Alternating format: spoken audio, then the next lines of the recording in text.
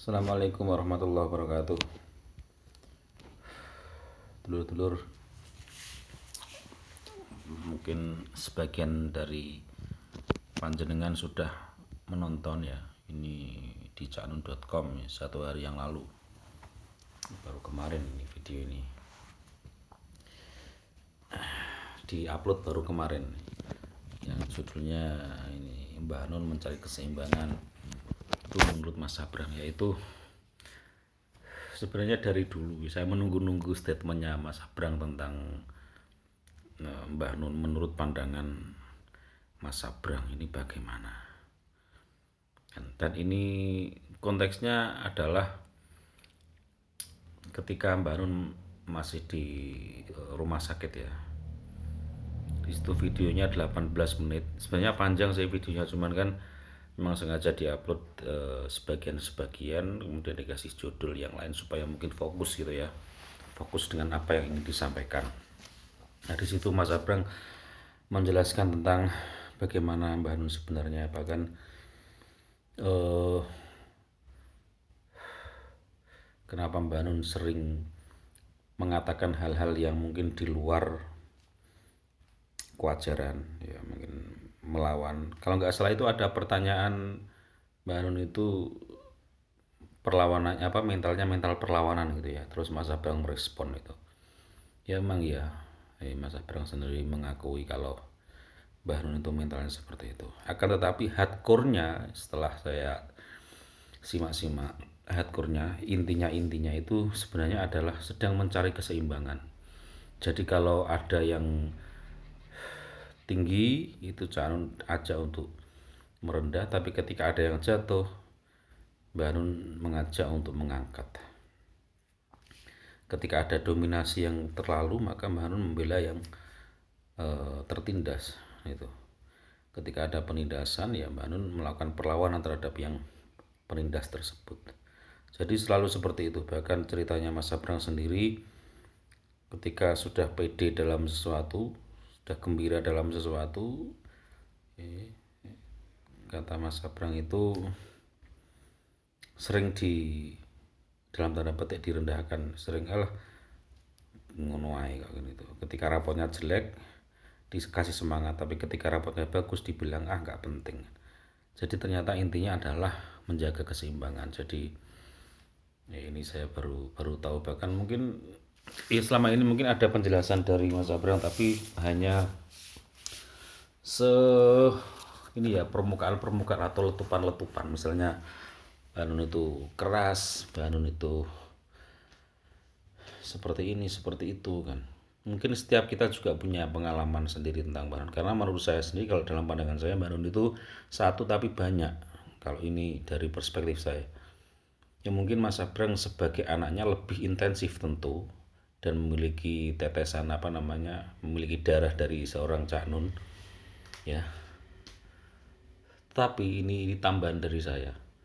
Setiap jamaah ma'iyah itu memiliki pengalaman yang tidak sama dengan pengalaman Mas Abrang sebagai anaknya dalam memandang Cak Nun. Contoh kemarin di caknun.com beberapa hari yang lalu ini, ketika Cak Nun sudah masuk rumah sakit, itu baru dibuka itu sama caknun.com itu, saya lupa siapa penulisnya. Itu ada orang yang katanya selama setahun itu ngirim email ke Cak Nun tiap hari, ya bukan tiap hari tapi sering. Ternyata dia ini seorang pelukis, menamakan dirinya sebagai John gitu ya, John apa Johnny gitu. Setiap hari atau sering gitu mengirim email ke Cak Nun, cerita tentang apa saja, tentang keluhan, tentang macam-macam. Nah, dari pengalaman dia ini, si pengirim email ini, itu kalau dia mengirim email ke Cak Nun, itu katanya dia dapat pesanan untuk melukis, dan itu hasilnya banyak, bagi dia sudah banyak. Nah, terus dia satu hari itu pengen stop karena merasa malu atau sungkan. Itu seret lagi gitu. Setelah ngirim email lagi ke Cak Nun, itu lancar lagi orderannya. Nah, ini pengalaman spiritual yang mungkin Mas Abrang sendiri juga tidak mengalami. Ini nyuwun sewu nggih Mas Abrang. Jadi Cak Nun itu satu tapi banyak. Sayang sekali nggak banyak yang membicarakan hal ini gitu loh. Jadi itu diomong menurut saya. Supaya apa? Supaya yang lain itu juga merasa oh kita sama tetapi dalam perbedaan mungkin. Kita sama-sama punya pengalaman tentang siapa Cak Nun, tetapi mungkin pengalamannya berbeda-beda. Saya nggak tahu pengalaman itu mungkin disadari atau tidak oleh Mbah Nun sendiri. Bisa jadi tidak disadari. Oh ya, seperti itulah. Dan ternyata dari pengakuan Mas Abrang sendiri kita sekarang tahu ternyata Mbah Nun adalah seorang yang berusaha untuk menyeimbangkan sesuatu. Yang menyeimbangkan sesuatu. Ya. Dan itu juga merupakan yang saya tangkap adalah kenapa tidak menceritakan bagaimana kondisinya Mbak Nun dan sebagainya secara detail, ya karena supaya menghindari tafsir yang bermacam-macam, karena orang kalau informasinya sepotong-potong itu akan cenderung untuk membuat informasi sendiri yang ditambah-tambah oleh kecenderungan orang yang memberikan tafsiran, maka itu dihindari kan gitu.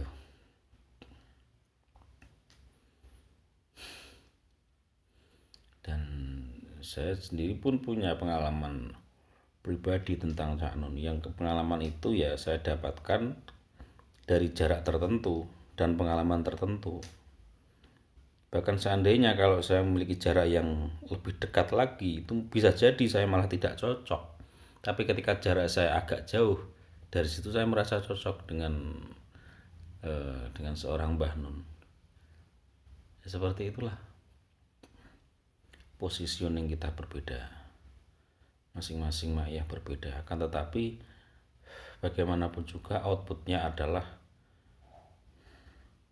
kemaslahatan. Bahkan Mbah Nun sendiri pernah mengatakan, bahkan orang yang membenci saya sekalipun, kebenciannya itu adalah kecintaannya pada NKRI misalnya, kecintaannya pada negaranya. Mudah-mudahan itu termasuk kebaikan juga kan gitu. Doanya Cak Nun. Ya kan?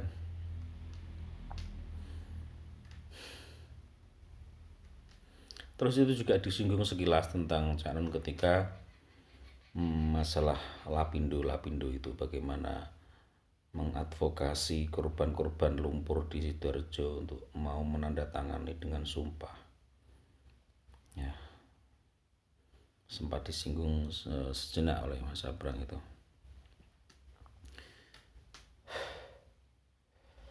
Jelas sampai sekarang kita masih senantiasa mendoakan mudah-mudahan Cak Nun segera diberikan kesehatan, amin amin ya rabbal alamin.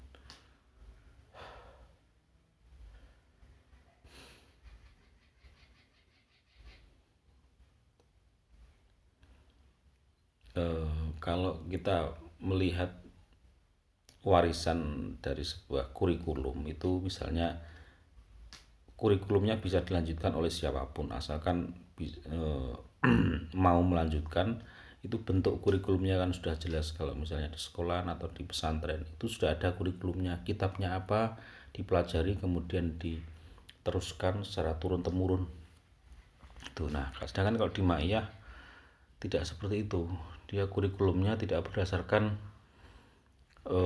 kitabnya yang paten itu apa, akan tetapi apa yang diserap oleh jamaah ma'iyah itu kemudian itu dijadikan sebagai pijakan, apa ya istilahnya ya, temuan yang orisinil dari setiap pribadi yang berma'iyah. Jadi tidak tergantung kepada ma'iyah sebagai tempat untuk guru, tapi tempat untuk berkumpul ya. Kalau nggak salah ada ucapannya Mas Abrang yang seperti ini. Intinya ma'iyah itu tempat untuk berkumpul. Jadi bukan apa yang ma'iyah berikan, tetapi ini loh. Jadi ma'iyah bukan seperti sekolahan, orang datang kemudian ada orang yang mengajar kemudian diberi ilmu, bukan gitu. Tapi di situ adalah orang berkumpul, intinya seperti itu. Jadi berbeda ya. Jadi jangan salah sangka. Meskipun di tahun 2011 itu kan nggak salah di Genduri Cinta, Cak Nun pernah mengatakan ya, masih butuh yang namanya pusat untuk menggiling, pusat penggilingan. Itu dulu ya kan, 10 tahun lebih ya, Cak Nun mengatakan itu. Nah, sekarang sudah 2023, apakah jemaah Ma'iyah dengan Mbah Nun di rumah sakit ini, apakah Anda, gimana ya bahasanya ya,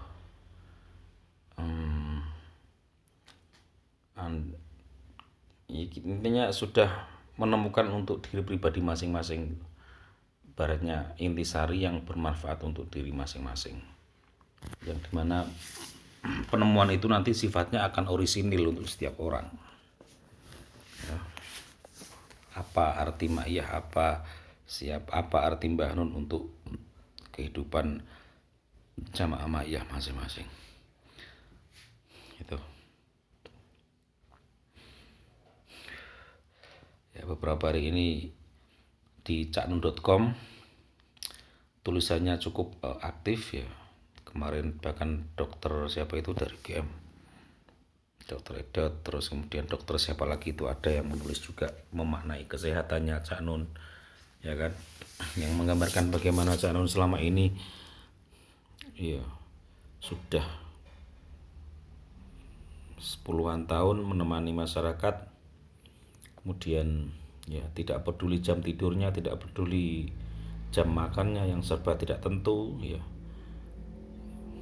dan dinginnya malam juga tidak menjadi persoalan sampai jam apa ya, sampai larut malam.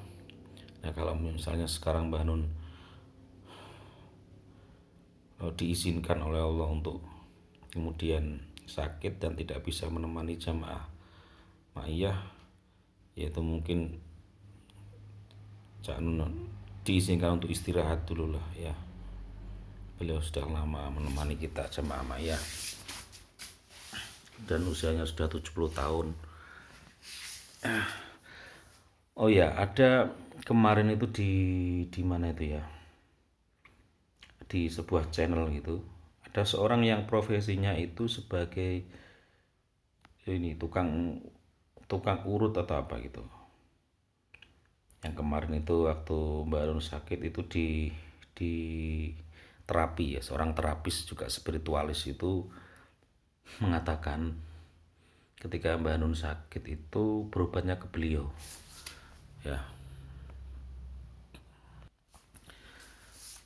Oh ya, ini ya, jadi ini Pak Romo Nurdi Antoro, spiritualis Jogja ya, ini dalam channelnya Pak Sarwanto ini, sudah saya screenshot kemarin ini. Jadi ceritanya itu gini ya, ketika itu Mbak Nun sakit kena stroke itu masih di punggungnya, sarafnya di punggung itu bisa diidentifikasi oleh Pak Romo Nurdi Antoro ini. Terus kemudian Pak Romo Nurdi ini memberikan saran Mbak Nun paling tidak 3 bulan sekali lah untuk apa, terapi lagi gitu. Nah, pas 3 bulan pas waktunya untuk terapi lagi, Mbak Nun sangat sibuk sehingga tidak sempat untuk terapi ini. Nah, beliau sudah Pak Nurdi ini sudah mewanti-wanti kalau misalnya di punggung itu masih bisa diidentifikasi, tapi kalau nanti ke otak itu agak apa namanya, agak sulit atau gimana kan gitu. Nah, setelah 3 bulan ternyata Mbak Nun tidak terapi itu, kemudian sampailah itu kan masuk ke rumah sakit itu. Jadi karena kelelahan ya, saking lelahnya, saking kalau Mbak Nun sudah semangat terhadap sesuatu itu nggak ada yang bisa ngerem kecuali dirinya sendiri, seperti itu ya. Siapapun itu ya, kita hanya bisa berdoa lah untuk yang terbaik. Mudah-mudahan Mbak Nun diberikan kesembuhan, amin amin ya rabbal alamin. Shalli ala Muhammad wa ala alihi Muhammad, shalli ala Muhammad wa ala shalli ala Sayyidina Muhammad wa ala ali Sayyidina Muhammad.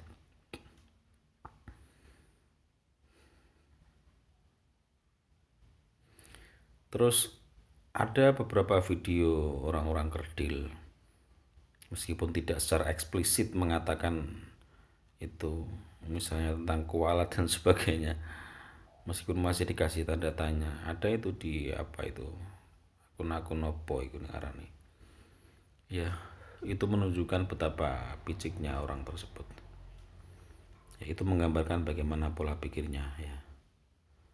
Dia tidak melihat Cak Nun selama berpuluh-puluh tahun ini. Maka ya pandangan-pandangan seperti itu ya, itu menunjukkan bagaimana pikiran dia. Ketika dia menemukan 10 titik, itu tergantung dia menyambungkan titik itu seperti apa gambarnya. Kalau digambar seperti garis lurus bisa, garis persegi panjang bisa, kubus bisa, ya, trapesium bisa, atau digambar seperti apa saja bisa, tergantung isi pikiran, isi otaknya orang yang menggambar. Nah, begitu juga ketika dia menemukan fenomenal seperti ini. Ketika Mbak Nun sakit, ini apa yang ada di pikiran dia, apa karakter otaknya dia, maka itulah yang akan diungkapkan. Gitu. Makanya ketika Mas Abraham mengatakan bahwa Mbak Nun itu mencari keseimbangan, nah disitulah kita menemukan ilmu baru. Ternyata yang selama ini kenapa Cak Nun selalu cenderung untuk tidak sesuai arus, karena memang beliau adalah berusaha untuk menyeimbangkan,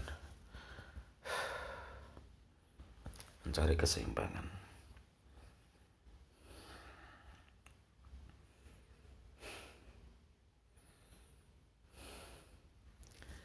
Ya, mudah-mudahan bermanfaat ya, dan jamaah ma'iyah terus dan terus kita saling mentransfer doa, saling berbagi keridoan, saling menebarkan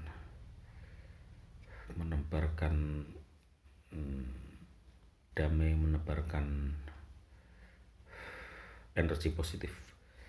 Oke, assalamualaikum warahmatullahi wabarakatuh.